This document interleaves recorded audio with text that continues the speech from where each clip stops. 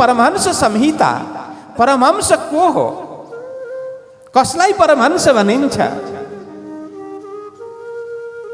हजुरहरु सबैलाई थाहा होला, हाँस हंस हुन्छ नि, जसलाई हाँस भनिन्छ नेपालीमा। हाँसले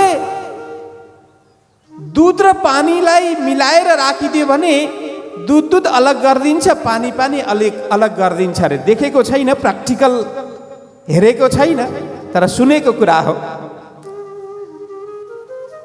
हाँसलाई दूध र पानी मिलाएर मिसाएर राखिदियो भने हाँसले दूध र पानीलाई अलग गरिदिन्छ अरे। पानी छोडिदिन्छ, दूध खाइदिन्छ। कसरी होला थाहा छ हजुरहरूलाई? यो विशेषता, यो खुबी हाँसमा कसरी आयो? कसैले अनुमान गर्नुभएको छ त?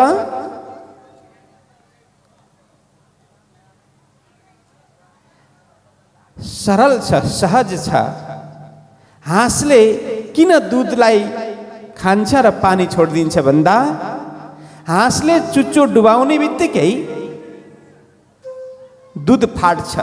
जसरी हामी पनिर बनाउनको लागि कागती निचोर्छौँ नि, हैन? अमिलो पदार्थ पर्ने बित्तिकै दूध फाट्छ नि। हो, हाँसको जिब्रोमा अम्ल तत्व हुन्छ, अमिलोपन हुन्छ, अनि त्यो दूध पानी मिश्रित दूधमा पर्ने बित्तिकै दूध फाटेर डल्लो भइहाल्छ, पनिर जस्तो, छेना जस्तो। अनि त्यो छेना खाइदिन्छ हाँसले, पानी छोडिदिन्छ। हो, दूध र पानी मिलाएर दिएमा पानी छोडिदिएर दूध जसले अलग गर्छ, खान्छ, त्यो हंस हो भने मायामा रहेर पनि जलमे नहिए कोरे रहिए।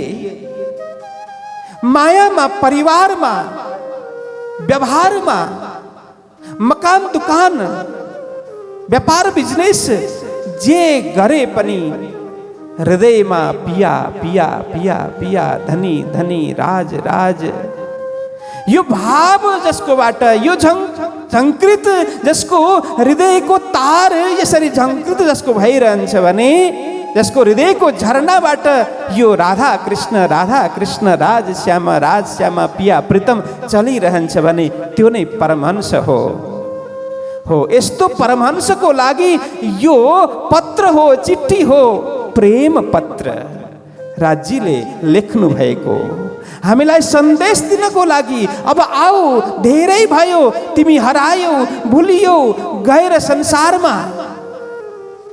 मैले भनेको थिएँ ती बिर्सिन्छौ, मलाई भुल्छौ, परमधामलाई भुल्छौ, आफूलाई स्वयंलाई पनि भुल्छौ। मैले भनेकै थिएँ, तर तिमीहरूले मानेनौ, मेरो कुरा विश्वास गरेनौ। आज गएर यही नै भयो, तिमी आफूले आफैलाई बिर्स्यौ, मलाई बिर्स्यौ, आफ्नो घरलाई बिर्स्यौ। अब म यो चिठीको माध्यमले, यो पत्रको माध्यमले तिमीलाई सम्झाउने प्रयत्न गर्दछु।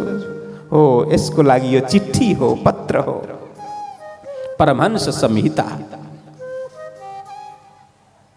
अनि यहाँ सबै नै भागवत नै चलिरहेको छ, बिहानदेखि बेलुकासम्म।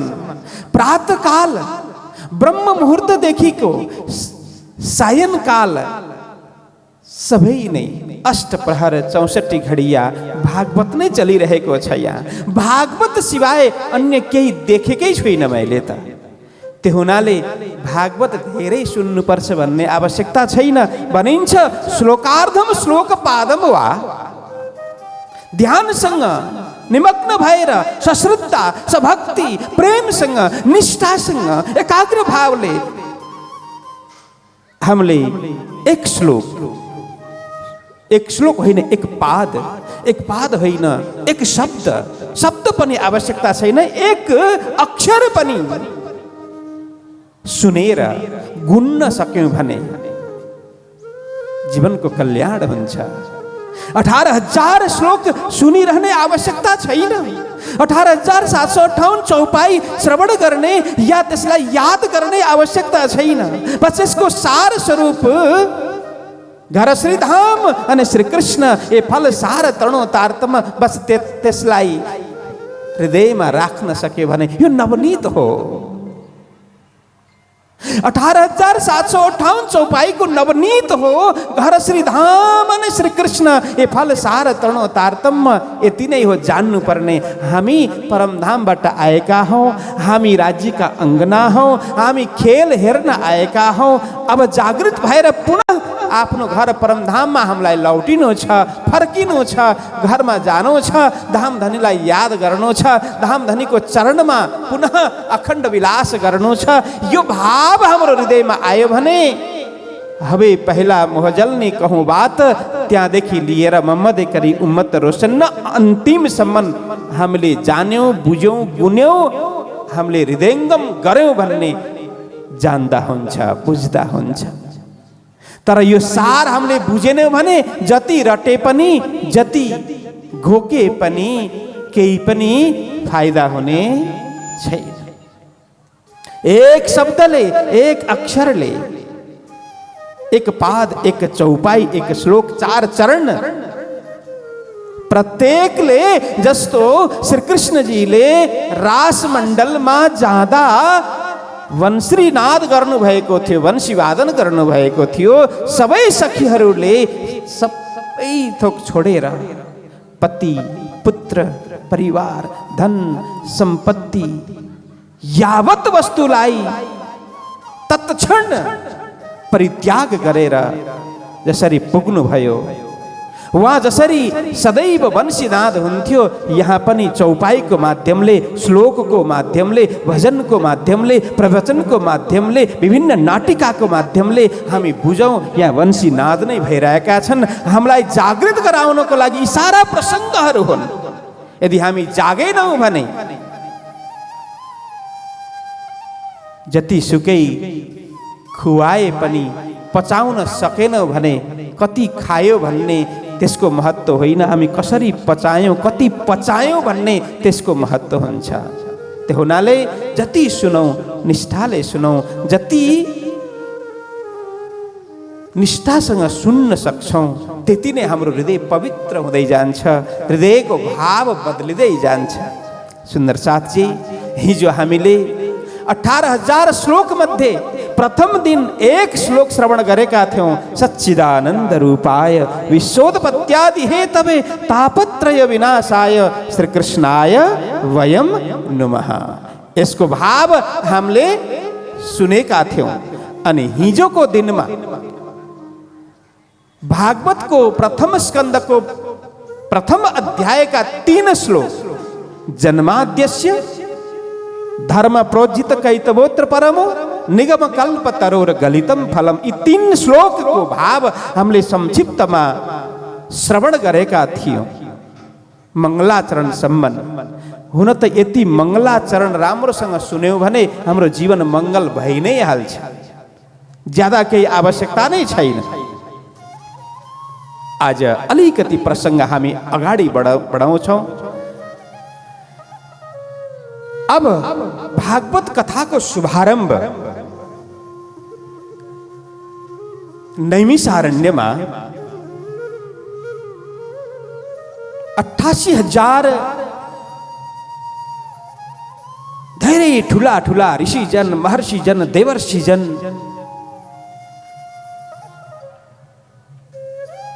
आत्मराम मुनिजन 88,000 को संख्यामा एकीभूत भएका छन्, जम्मा भएका छन्। त्यहाँ गुरु स्थानमा सुतजी महाराज व्यासपीठमा विराजमान हुनुहुन्छ।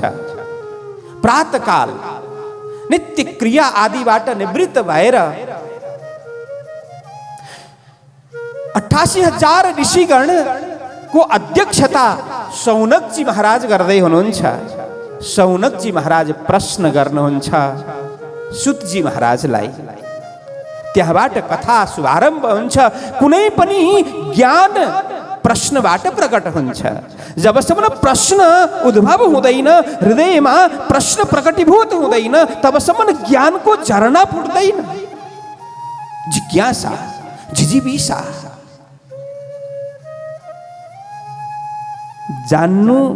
जान्नको लागि उत्सुकता, यसलाई जिजीविसा भनिन्छ, जिज्ञासा भनिन्छ।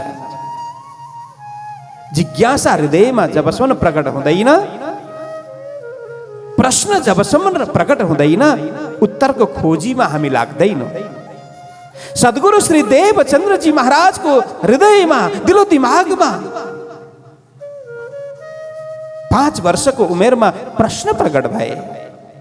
मैं कौन, कहां से आया, कहां मेरा वतन। शाश्वत सनातन प्रश्न, शाश्वत प्रश्न, सनातन प्रश्न। यो प्रश्न हाम्रो हृदयमा उद्भव हुनु आवश्यक छ। बाँकी 6 वर्षदेखि 60 वर्षसम्म या 5 वर्षदेखि 85 वर्षसम्म या 100 वर्षसम्म पनि कथा हामी सुनौ, जबसम्म यो प्रश्न हाम्रो स्वयंको हृदयमा प्रकट हुँदैन, तबसम्म हामी आध्यात्मिक अनुरागी बन्न सक्दैनौँ। आध्यात्मिक पिपासु हामी बन्न सक्दैनौँ। प्रश्न आवश्यक छ। सद्गुरुजीले प्रश्न गर्नुभयो, म को हो, म कहाँबाट आएँ, यो समग्र सृष्टिको रचनाकर्ता को हो, यसको पालनकर्ता को हो।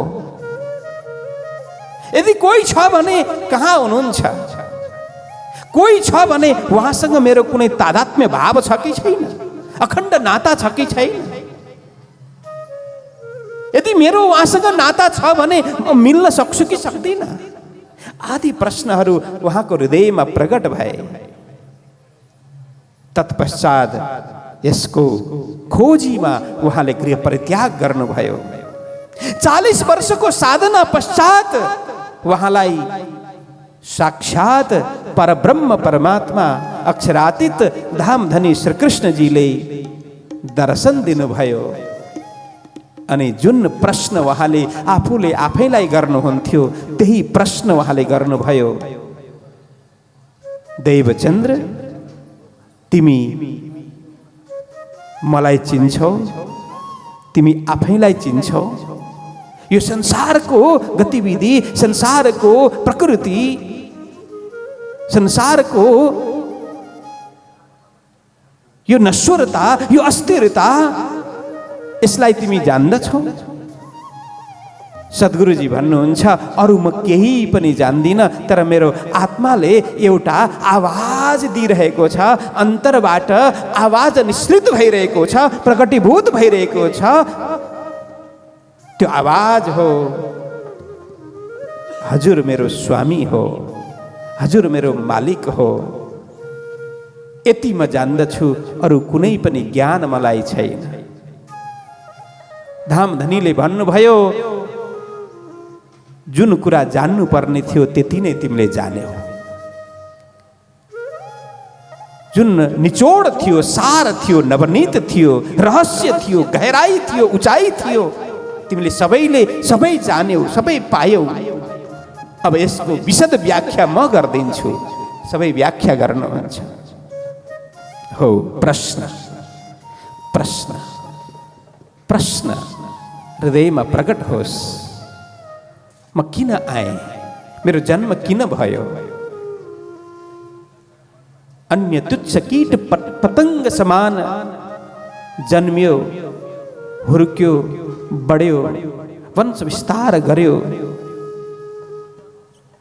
जुन जन्ममा छ त्यसैमा रुमलियो, त्यसैमा आनन्द लियो, मर्यो।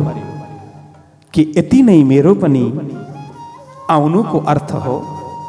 यो संसारमा म आएँ यतिको लागि हो त। जन्मिनमा हाम्रो कुनै पनि पुरुषार्थ छैन। जन्मियो,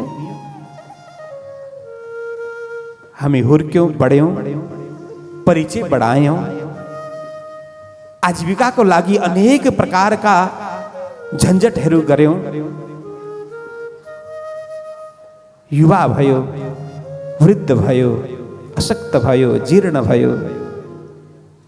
अन्तिममा राम नाम सत्य। यति नै हो त जीवनको सार। हामी किन आएका, किन जन्मिएका? किरा फट्याङ्ग्रा समान हो त हाम्रो जीवन? अन्य पशु पक्षी समान हो त? आँखा बन्द गरेर 1 मिनेट चिन्तन गर्यौं भने ओहो, अहिलेसम्म सोचेकै पो रहन्छु मैले। कति बेहोसी, कति अज्ञानको अवस्थामा, कति मदहोसी, कस्तो प्रमादी। आफूले आफैलाई फेरि धिक्कार्न थाल्छ। हो, व्यर्थ भएछ। के को लागि आएका थियौँ हामी? कुनै विद्यार्थी यहाँबाट पढाइ गरेर विदेश जान्छ कमाउनको लागि, अर्थ आर्जन गर्नको लागि। उद्देश्य हो अर्थ आर्जन। तर विदेश गएर अन्य कार्यमा रुमलियो, अन्य कार्यमा समय त्यसले बितायो, व्यर्थ कमायो। 5 वर्षको भिजा थियो, भिजा पुरा हुने बेला भयो, केही पनि हातमा छैन। अब घर फर्किनु पर्यो। के स्थिति हुन्छ? केही पनि नलिकन घरमा फर्क्यो भने न घरमा इज्जत छ, न समाज सोसाइटीमा इज्जत छ, न स्वजन परिजन बन्धु बान्धव जनमा इज्जत छ। सबैले हेर्ने दृष्टि बदलिन्छ कि बदलिँदैन? त्यस्तै हामी यहाँ कमाई गर्न आएका हौँ। के को कमाई? भक्तिको कमाई, प्रेमको कमाई, सद्भावको कमाई, सद्विचारको कमाई आर्जन गर्न आएका हामी। यदि त्यो आर्जन गरेनौँ भने, त्यो कमाई गरेनौँ भने, त्यो भक्तिको भातो, भक्तिको पोको हामीले एकत्रित गरेनौँ भने, जम्मा गरेनौँ भने, राज्यको समक्ष कुन मुख लिएर जाने होला? तिमीहरूलाई कुन कारणले मैले पठाएको थिएँ? के लिएर आयो? खाली हात? कतरणको दृष्टान्त आउँछ नि वाणीमा, हैन? हो, प्रश्न, प्रश्न, जिज्ञासा। आफूले आफैलाई, अरू कसैलाई होइन। हामी अरूसँग हामी प्रश्न गर्न त तयार छौँ, तर स्वयंको विषयमा होइन, अरूको विषयमा। अरूको विषयमा हामी प्रश्न गर्नलाई बिल्कुल तयार छौँ, तर स्वयंलाई कहिले पनि प्रश्न गरेका छैनौँ। स्वयंलाई प्रश्न गर्ने। सौनक आदि ऋषि प्रश्न गर्नुहुन्छ।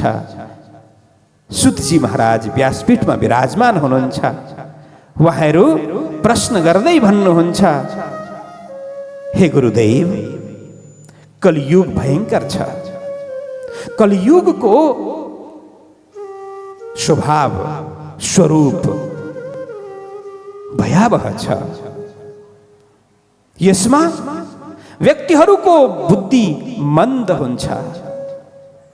केवल बुद्धि होइन, भाग्य पनि मन्द हुन्छ। मन्दा सुमन्द मतयो मन्द भाग्य युपद्रुता। यस्तो अवस्थामा, यस्तो क्षणमा जीवनको कल्याण कसरी हुन्छ? यो जीवन कल्याणको लागि हो। यो जीवन अखण्ड फल प्राप्त गर्नको लागि हो, अखण्ड आनन्दको आधान गर्नको लागि हो। तर कसरी हुन्छ? कसरी सम्भव छ? चारों तरफ कलियुगले आफ्नो पाउ पसारेको छ। व्यक्तिहरू मै खाऊ मै लाऊ, अरूसँग केही मतलब छैन। येन केन प्रकारेण म कसरी सुखी हुने? मेरो प्रगति कसरी होस्, मेरो प्रगति कसरी होस्, यो खराब होइन, तर अरूको अवन्नति कसरी होस्। यस तरफ अरूलाई गिराएर भए पनि, अरूलाई लडाएर भए पनि म कसरी माथि जाने? अरूको टाउकोमा टेकेर म कसरी माथि जाने? यस्तो वृत्ति यो कलियुगमा चारै तरफ देखिन्छ। यस्तो समयमा सद्भावको रोपण कसरी हुन्छ? सद्भाव जागृत कसरी हुन्छ? सद्भावको बीज अंकुरित कसरी हुन्छ? प्रश्न गर्नुहुन्छ। अब कल्याणका थुप्रै साधनहरू छन्। अनन्त शास्त्रम बहुलाश्च विद्या अल्पश्च कालो बहुविघ्नता छ। शास्त्र कति छन् कल्याण गर्नको लागि हामी बीचमा अनेक शास्त्रहरू निहित छन्, विद्यमान छन्। 4 वेद, उपवेद, शास्त्रहरू, 18 पुराण, अनेक उपनिषद, तंत्र संहिता, महाभारत, रामायण, कति छन् शास्त्रहरू। शास्त्रको भण्डार छ। तर के पढ्ने, कहाँबाट पढ्ने? समय छैन। समय भए भाषा आउँदैन, भाषा जानिँदैन। कोसँग पढ्ने, कसरी पढ्ने, कहिले पढ्ने, पढेर के जान्ने?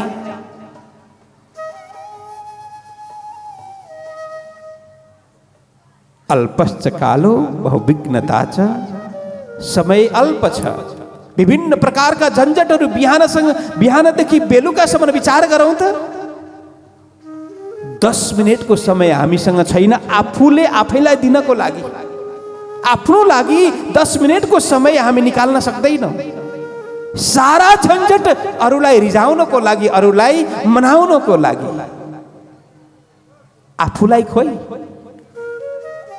24 घण्टामा विचार गरौँ त मैले मेरो लागि समय कति निकाले छ। समय बिहान उठेदेखिको नसुतेसम्म यी सारा प्रपञ्चहरू कसका लागि? मेरो लागि हो त। मेरो लागि मतलब मेरो होइन है, आफूले आफैलाई सोच्ने छन्। दिएका छौँ हामीले। हामी सेवा गर्छौँ, राज्यको सेवा गर्छौँ, तर त्यसमा पनि मन कहाँ छ र? मन टिकेकै छैन त्यसमा। कहाँबाट कहाँ मन भागिरहेको हुन्छ। बाँदर जस्तो चञ्चल मन एउटा हाँगाबाट अर्को हाँगामा, अर्को हाँगाबाट अर्को हाँगामा हाम फाले झैँ, छलाङ लगाए झैँ बाँदरले, त्यस्तै मनले पनि, मन मर्कट। मर्कट भनेको बाँदर, मनलाई मर्कट भनेको छ।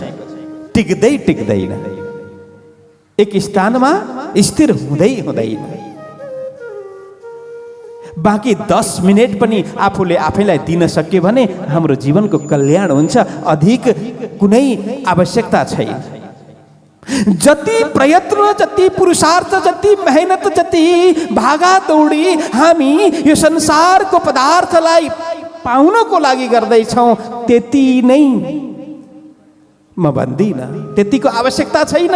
त्यसको 100% हामी सांसारिक पदार्थ प्राप्त गर्नको लागि दौड्दैछौँ, प्रयत्नशील छौँ भने त्यो 100%बाट 10% पनि हामी प्रेम प्राप्त गर्नको लागि, आफूले आफैलाई जान्नको लागि समय निकाल्यौँ भने हामी आफूले आफैलाई जान्न सक्दछौँ। हामीले पनि सद्गुरु धनीश्री देवचन्द्रजीले जसरी साक्षात्कार गर्नुभयो धामधनीको, त्यसै गरी गर्न सक्दछौँ। तर साँच्चै भन्दा हृदयदेखि, हृदयको गहिराईबाट हामीलाई त्यो प्यास नै छैन, हामीलाई त्यो भोक छैन, हामीलाई त्यो लगन छैन, भक्तिप्रति मगनता छैन, लगनता छैन।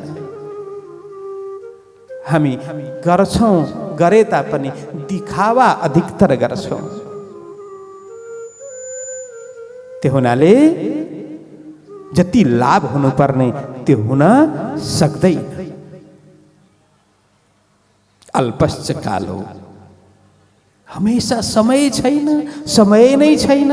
कसरी समय निकाल्ने? व्यर्थ बातचितमा समय निक्लिरहेको हुन्छ, व्यर्थ निन्दामा समय निक्लिरहेको हुन्छ, व्यर्थ वाद विवादमा समय निक्लिरहेका हुन्छन्। तर आफूले आफैलाई जान्नको लागि भन्ने समय निक्लिएको हुँदैन।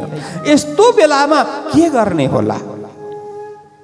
शास्त्र हामी पढेर बुझ्दैनौँ, समय हामीमा छैन, हाम्रो मति मन्द छ, भाग्य पनि मन्द छ। के त यसै मर्ने, त्यसै जीवन बर्बाद गर्ने? के गर्ने होला भन्दा होइन। यत् सारभूतम तदुपासनीयम हंसो यथा क्षीरमिमाम्बुमध्याय यत सारभूतम। जसरी हाँसले पानीलाई परित्याग गरेर क्षीर दूध ग्रहण गर्छ, त्यसै गरी यो शास्त्र उदधि हो, शास्त्र अर्णव हो, शास्त्र सागर हो, शास्त्र समुद्र हो, समुद्र रत्नको खान हो। यसमा रत्नहरू छन्, त्यसलाई चुन्ने काम गर्नु पर्दछ, चयन गर्ने काम गर्नु पर्दछ, सार सार ग्रहण गर्ने काम गर्नु पर्दछ। अब मतिमन्द छ, बुद्धिमन्द छ, सार के हो असार के हो कसरी थाहा पाउने त? कसरी थाहा पाउने हो? यो थाहा पाउनको लागि हो यो आध्यात्मिक अनुष्ठान, थाहा पाउनको लागि हो वाणी चर्चा श्रवण गर्ने, थाहा पाउनको लागि हो भागवत कथा श्रवण गर्ने, थाहा पाउनको लागि हो भजन भावसँग श्रवण गर्ने, थाहा पाउनको लागि हो नृत्य पनि भावसँग निदर्शन गर्ने।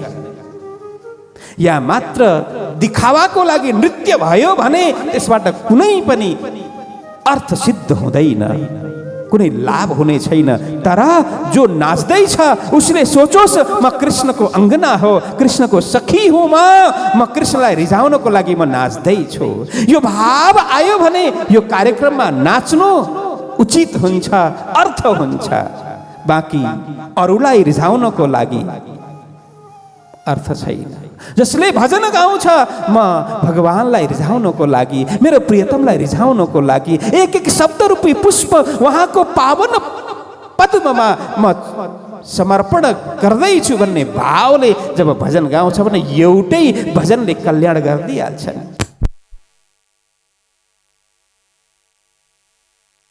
महाराज की, श्री प्राणनाथ प्यारे की, कृष्ण कन्हैया लाल की।